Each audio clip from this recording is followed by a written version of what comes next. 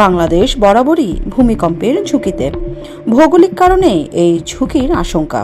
তাছাড়া মিয়ানমার ও থাইল্যান্ডের শক্তিশালী ভূমিকম্প আবারও নাড়িয়ে দিয়েছে বাংলাদেশকে, আবারও মনে করিয়ে দিল ভূমিকম্পের কত উচ্চ ঝুঁকিতে আছি আমরা। কম মাত্রার বেশ কিছু ভূমিকম্প দিন দিন বড় ভূমিকম্পের আশঙ্কা আরও বাড়িয়ে তুলছে।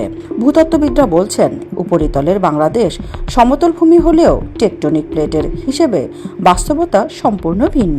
বিশেষজ্ঞদের মতে মোট 3টি টেকটনিক প্লেটের সংযোগস্থলে অবস্থিত বাংলাদেশ। রয়েছে একাধিক ফল্টও।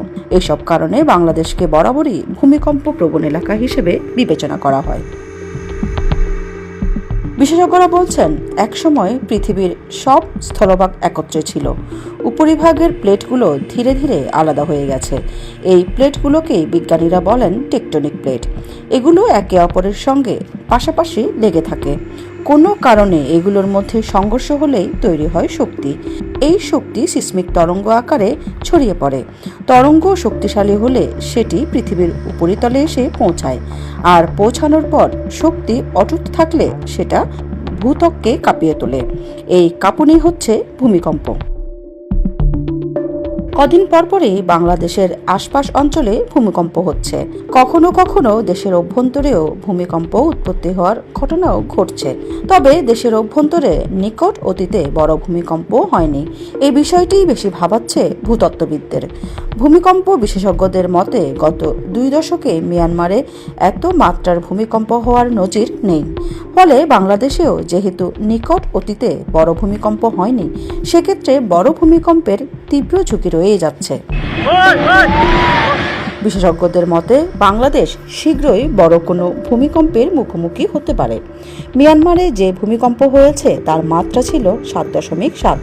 একই সাথে 8.2 মাত্রার ভূমিকম্প হয়েছে থাইল্যান্ডেও। বহুতল ভবন ধসে পড়ে গেছে, রাস্তা উপড়ে গেছে, সেতু ভেঙে গেছে, অবকাঠামো ভেঙে পড়েছে তাসের ঘরের মতো। আর বাংলাদেশে যে ভূমিকম্প অনুভূত হয়েছে তার মাত্রা ছিল 4.5, আর উৎপত্তিস্থল ছিল মিয়ানমার, ঢাকা থেকে 597 কিলোমিটার দূরে। বিশেষজ্ঞদের মতে কোনো একটি ভৌগোলিক পরিমণ্ডলে বড় ভূমিকম্প সংঘটিত হওয়ার পূর্বে ধারাবাহিকভাবে ছোট ছোট ভূমিকম্প হয়ে থাকে। 2017 সালে বাংলাদেশ ও এর কাছাকাছি এলাকায় 28টি ভূমিকম্প হয়। 2023 সালে এর সংখ্যা ছিল 41। 2024 সালে তা বেড়ে পৌঁছে যায় 54-তে। অর্থাৎ প্রতি বছরই ছোট ছোট ভূমিকম্পের সংখ্যা বাড়ছে। বাংলাদেশের এই অঞ্চলে সবচেয়ে বড় ভূমিকম্প হয়েছিল 1918 সালে। রিক্টার স্কেলে এর মাত্রা ছিল 8। এতে মারা যায় প্রায় 1.5 লাখ মানুষ। ভূতাত্ত্বিকদের মতে একটা বড় মাত্রার ভূমিকম্প হওয়ার 100 বছর পর আবার ওই দেশটিতে বড় মাত্রার ভূমিকম্প হওয়ার সম্ভাবনা থাকে। 1918 সালের পর 100 বছর পার হয়ে গেছে, এখন 2025। তাই বলা যায় বাংলাদেশ এখন সবচেয়ে বেশি ঝুঁকিতে আছে। আর ঢাকায় যদি 7 মাত্রার একটি ভূমিকম্প হয়, তবে কত ভবন যে ধসে পড়বে তার কোনো হিসেবই থাকবে না। এখন অনেক বড় বড় অবকাঠামো তৈরি হচ্ছে রাজধানীতে।